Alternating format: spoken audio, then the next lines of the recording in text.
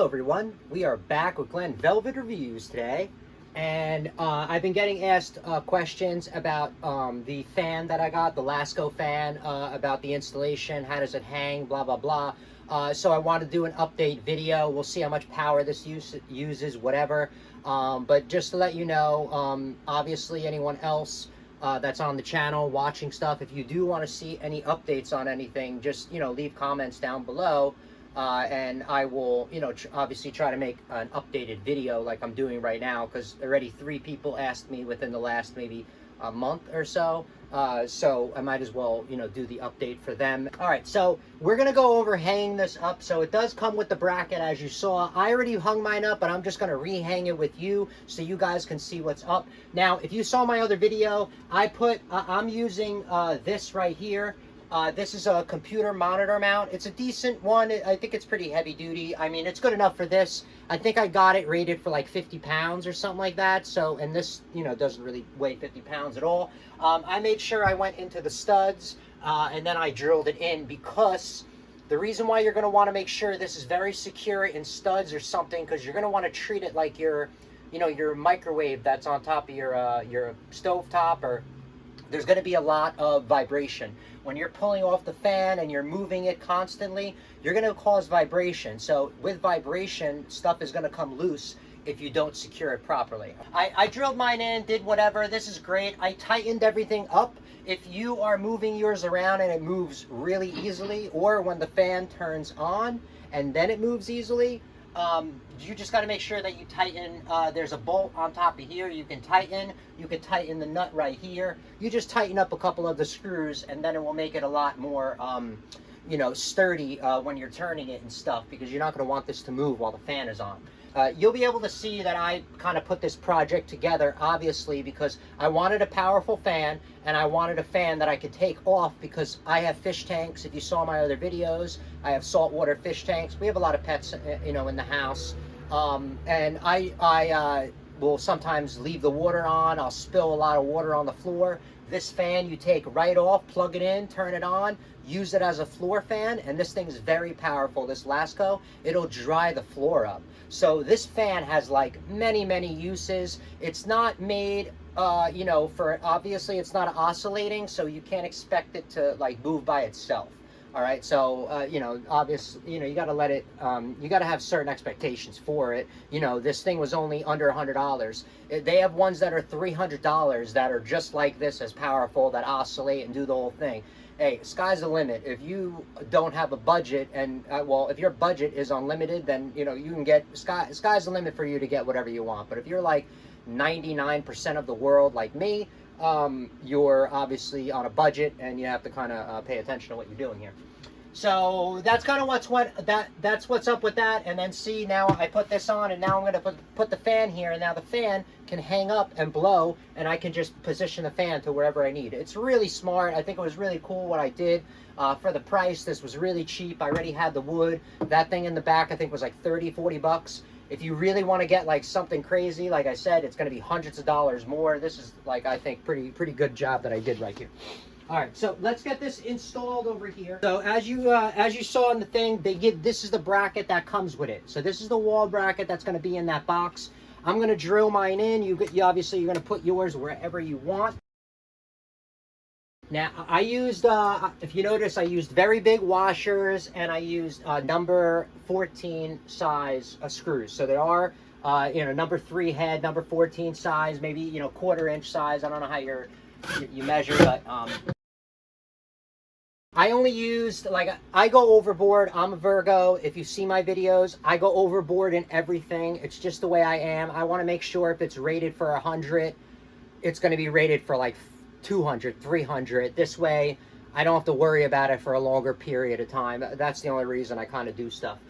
So I really secured this thing. You would have to have like some really crazy aggressive behavior to like get this thing off and break it, or to make it loose. All right, so just to let you know, I overdo everything. You don't have to do as much as me. You can probably do less and you'll get away with it, but I just whatever.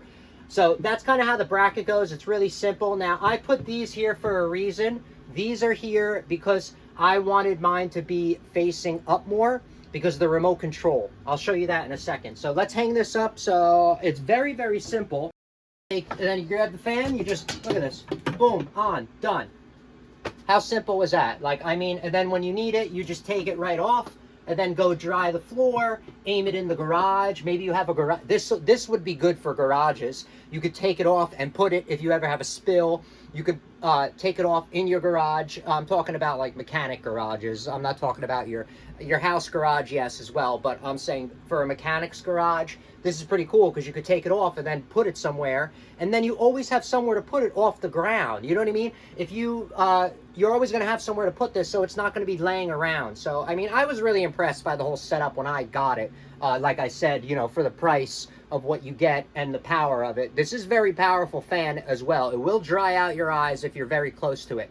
Don't think that this is not a powerful fan. It is, you know, or, you know, don't underestimate it is what I mean. This thing will dry out your eyes if you have it blowing on you over the bed. So I wouldn't aim it directly at you. Maybe bounce it off the wall, just have flow going on in the room, and then you won't dry out your eyes as easily as, you know, with this, because it's very powerful. Like I said, I put these two pieces here.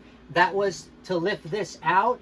This way, the laser, the eye, with the infrared, I don't know, whatever you want to call this thing that the remote has to read it. If this is down more, the remote can't hit it when I'm sitting on the bed, okay? So what I did was I just put 2x4, very simple, just to lift it up, an inch and a half. It lifted it up, and now when I'm using the remote, this will be able to work, turn it on and off, and I can I can actually use the remote, you know what I mean? Maybe it'll work if your ceiling is higher, then this will be able to get to it. But remember, I have low ceilings in my house, whatever reason, I don't know. So you can turn it on like that, and then you got the speeds. This just turns it on and off, and then you got the speeds, 2, 1, yada, yada, yada. Okay, but what's really cool is, say you leave it on 2. I just noticed this the other day. That's why I'm doing an update, because I've been using it for a while. So now I can, like, you know, help everybody out a lot better. You know, after I use the products, you know, for a month or two, I can tell you guys what to look for, or if, you know, if you're going to buy it or not. So I'm going to turn this off, and it's on 2. And now when I turn it back on, the memory stays on 2. So I thought that was really cool for the remote. Watch.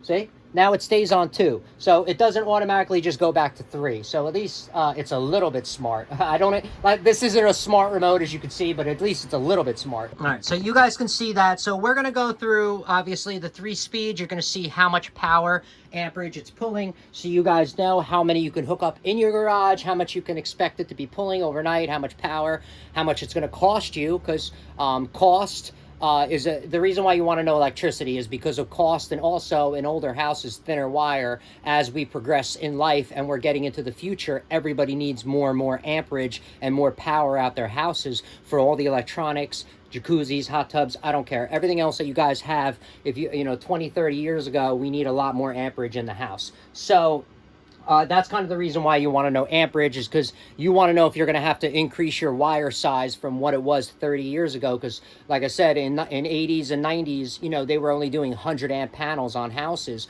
Now, every house in my town, starting from like 2010, is like 200 to 300 amp panels in these houses over here. So it's double or double and a half, I guess, you know, depending on whatever, in these houses of, you know, the wiring. So just to let you know, you want, that's why you're checking amperage and wattage as well, is because if you have an older house, older garage or whatever, you have very thin wire, size 14, size 16 gauge or higher.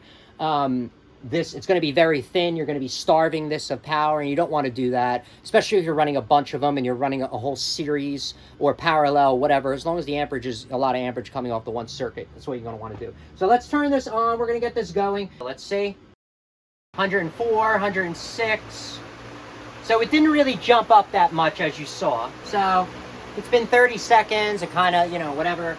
And we got 109.6 of the watts. Let's check out the amps.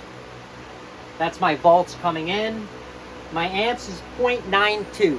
So if you have a 15 amp circuit in an older house, I would only go to 10 or 12 amps in an older house. If you have a newer house in the 2000, you know, up, then you can, you know, press it and use, you know, 13, 15 amps on that outlet.